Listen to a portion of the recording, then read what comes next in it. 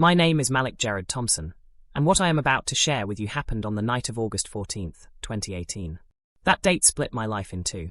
Everything before it feels like a long rehearsal, and everything after feels like I finally walked onto the real stage. I never thought my heart would stop on a theatre floor, and I never thought I would come back from where I went.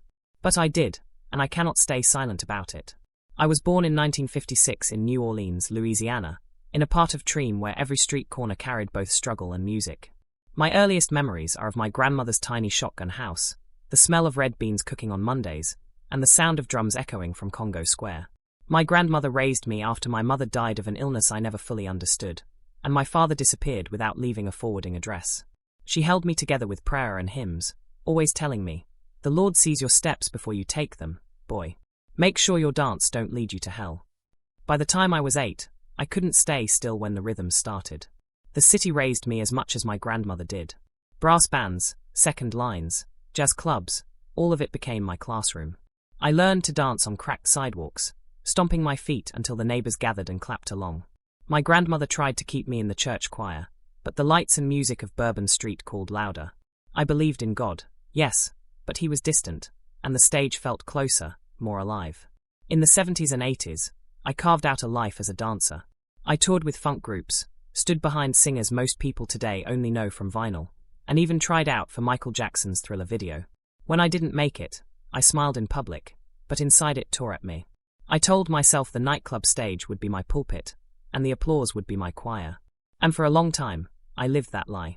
Fame in the shadows, drinks in my hand, women in my bed, an annoying emptiness I pretended not to hear. By the time I turned 62, I was still performing. That summer of 2018, I agreed to join a reunion show in New Orleans. The theatre was old, cracked by Katrina, but packed with memories. I wanted one more spotlight, one more chance to feel alive. That night, when I leapt into an old acrobatic flip, the stage betrayed me. A light rig burst, sparks fell, fire spread, and I felt electricity surge straight through my body. My heart stopped. I collapsed. They said I was gone for 12 minutes. But those 12 minutes were longer than 62 years. When the current shot through me, everything went black. I thought it would be like falling asleep, but it wasn't. It was like being ripped out of my own chest. The first thing I remember was the sound, this deep roar, like 1,000 furnaces opening all at once. My body was gone, yet I felt heavier than ever, like chains were wrapped around me and pulling me down.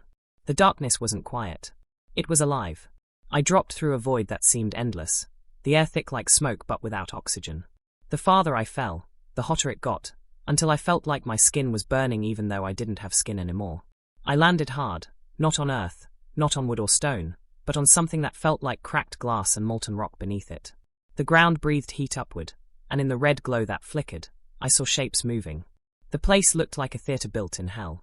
Rows of broken seats rose up into shadows, and on the stage were dancers, hundreds of them, locked in routines they couldn't stop. Their limbs jerked and twisted, their faces frozen in agony as music poured from invisible speakers.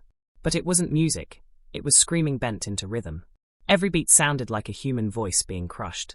They danced until their joints cracked, and when they fell, unseen hands dragged them back up and forced them to continue. I stumbled back, and that's when I began to see faces I knew. My father, the man who left me, was chained near the edge of the stage. His eyes were hollow, and when he saw me, he opened his mouth, but instead of words, only ash poured out. Behind him was Denise, my first love, her beauty gone, her laughter twisted into a shriek. She reached for me, not to hug me but to claw at me, as if my presence was another form of torment for her. Then I saw my grandmother, or what looked like her. She stood apart, her finger pointing at me the way she used to when she warned me about my choices.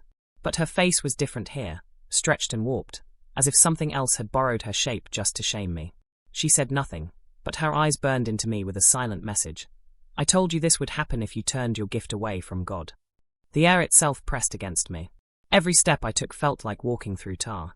Chains began to materialize around my wrists and ankles, pulling me toward the stage.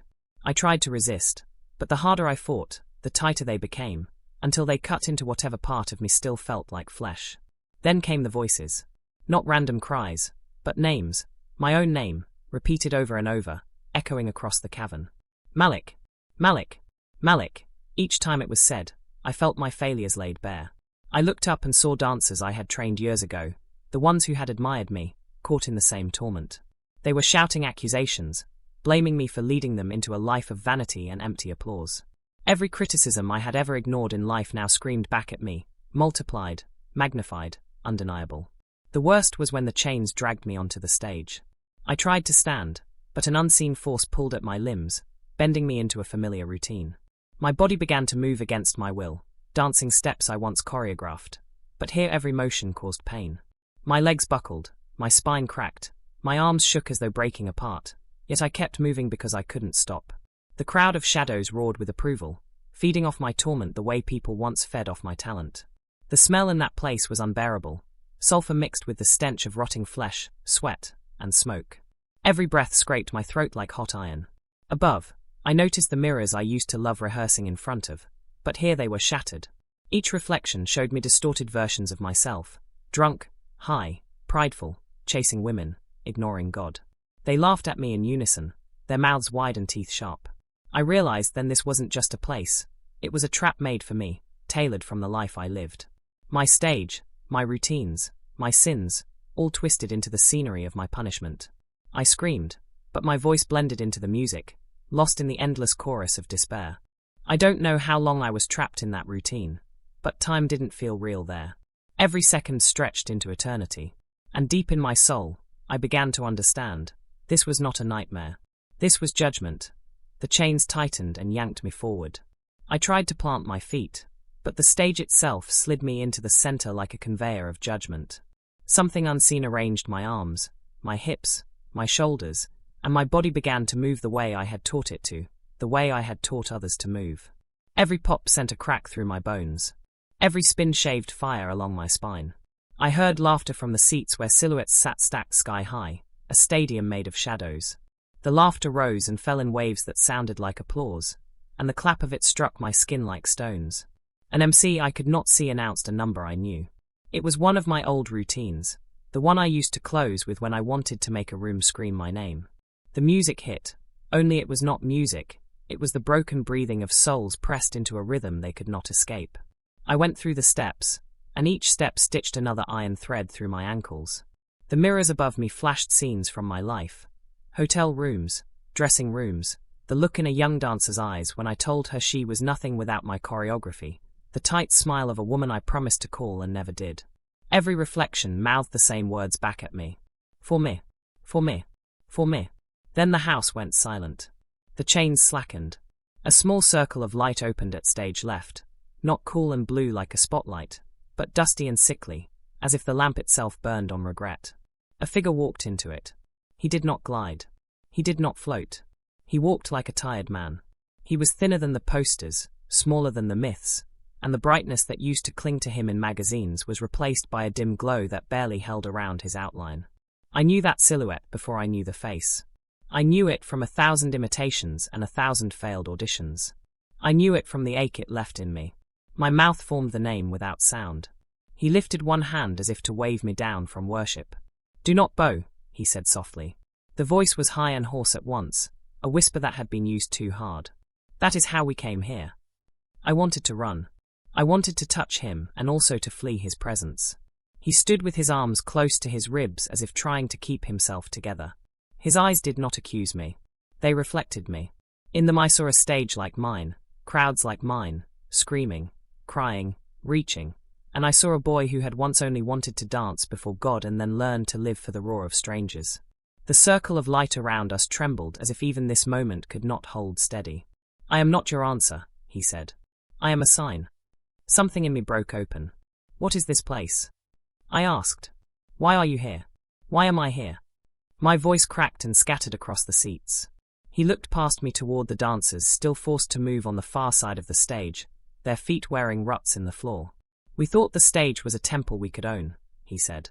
"We asked applause to fill the hunger only God can satisfy. The crowd will feed you until there is nothing of you left. We traded obedience for attention. We traded prayer for perfection. We turned gifts into gods, and the altar we built has a mouth." I shook my head, choking on heat. I was only a dancer. I was not famous like you. He stepped closer. The light shivered. "Fame is not a number," he said. "It is a diet. It asks for your yes each day. You gave it your mornings, your nights, your body, your students. You asked young ones to bow to your approval so you could feel like a king. Do you remember their faces? The floor split, and a line of my former students rose in ash and flame, each with a chain that ran from their neck to my wrist. A boy I taught in Atlanta, hungry for validation. A woman who learned to bend her spine the way I liked and bent her life around me too. A kid from Treem who wanted to dance for church, and I told him there was no money in that. Their eyes did not burn with hate.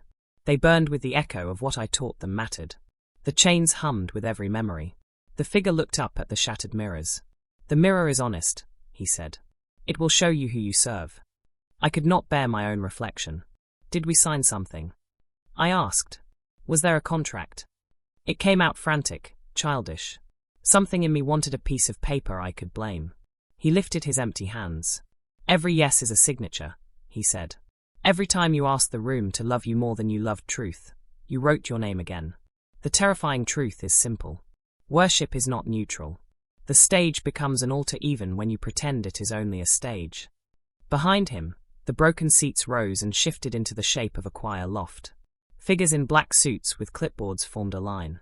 Their faces were blank, but their pens were long, thin blades. A ledger opened in the air, its pages made from the thin skin of drums. My years were listed as rows. Next to them, not awards, but the private choices I had called harmless. The small yeses. The easy no's. The moments I knew I should pray and chose practice. The nights I reached for a bottle instead of a Bible. The afternoons I told a girl the beat mattered more than her boundaries. I watched the pens tick and scratch and total. The figure looked down. We were given rhythm to point home, he said.